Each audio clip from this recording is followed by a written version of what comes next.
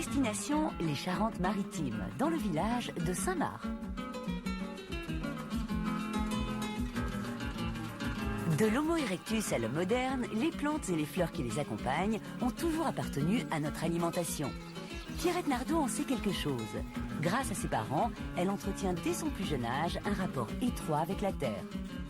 La fleur n'est pas une nouveauté, en ce sens que les hommes préhistoriques ont goûté des fleurs comme ils ont goûté des feuilles, des fruits ou des racines.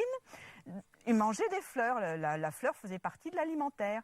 Chez nous, en France, au Moyen-Âge par exemple, il était courant d'utiliser des fleurs de violette, des fleurs d'œillet, des fleurs de rose. On utilisait abondamment l'eau de rose et l'eau de fleur d'oranger au Moyen-Âge et même à la cour de Louis XIV, puisque l'habitude s'est perdurée pendant quelques siècles.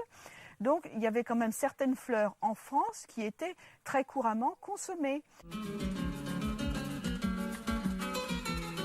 La nature fait partie de son quotidien et de son assiette dans laquelle le végétal est roi. Sa passion et son admiration pour les fleurs l'incitent à les faire pousser pour les admirer mais aussi pour les déguster.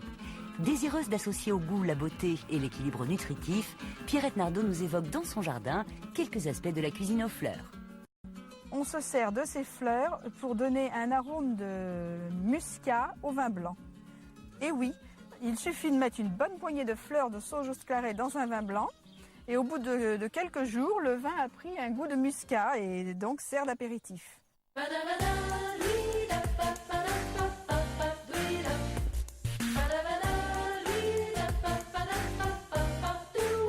Personnellement, je considère la fleur en tant que légume, c'est-à-dire pour moi la fleur c'est un végétal comestible comme les autres. Le bouton de capucine sert de condiment. On le saupoudre un tout petit peu de sel, on laisse dégorger une petite heure ou pas du tout et on le met au vinaigre et ça fait un condiment et qui sert pour accompagner les viandes froides, les salades.